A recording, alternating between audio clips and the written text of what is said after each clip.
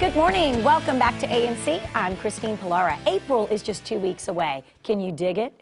April is Safe Digging Month, and with the warmer weather, you might be wanting to start a do-it-yourself yard project. But before you start randomly digging, there is a really important number that you need to call. Here to tell us more is U.S. Olympian and gold medal winner Cliff Meidl. Thank you for being here. Well, thank you very much for having me. What a treat. And before we get to why it's important to call a special number, I want to hear your story and how you got involved with the Construction Safety Council. Yeah, well, what happened was that when I was a young kid, I got electrocuted on a job site. I was operating a jackhammer, and I ended up jackhammering into 3 power cables with 4,160 volts.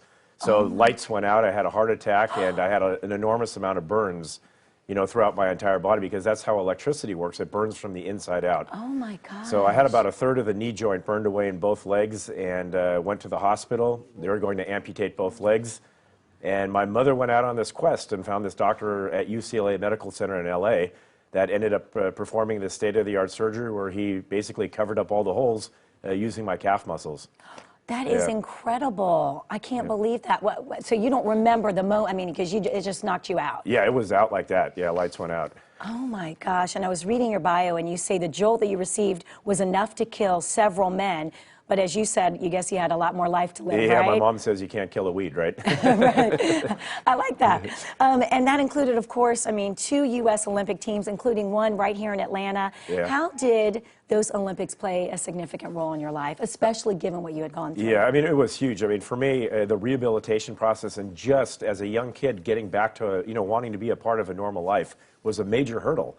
And I couldn't run or do any sports. I mean, even today I can't run or do those type of sports. And I was introduced to canoe paddling, which was a perfect avenue. Right. Right? Can't use the legs, can use the upper body. Right. So I got involved in that sport. It ended up giving me what I really needed, that acceptance factor, being around a bunch of guys and being around that team environment. And then I excelled into the sport, and I did very well, and I found a love for it.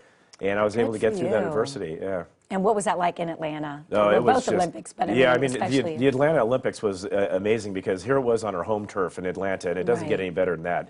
And I remember walking into the opening ceremonies, there was a couple 100,000 screaming Americans chanting USA, and I remember, well, wait a second.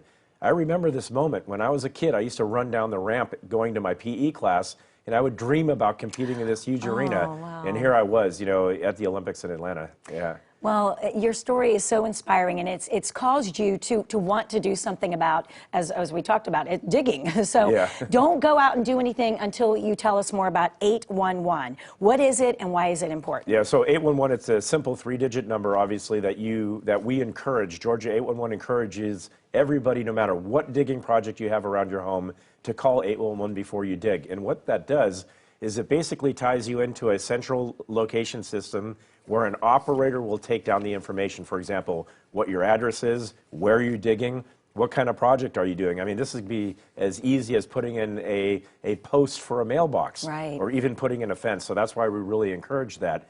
And then a locator will come out, and you have to call, you know, 2 business days before you dig. That's the recommended time, and it's the law that you have to do that.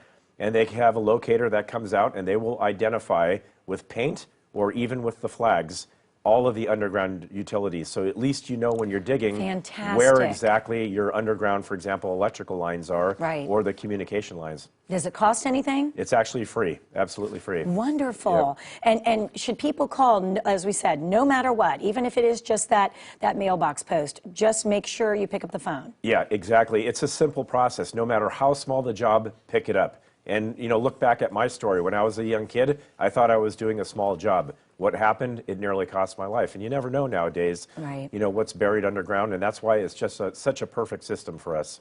And why is April Safe Digging Month?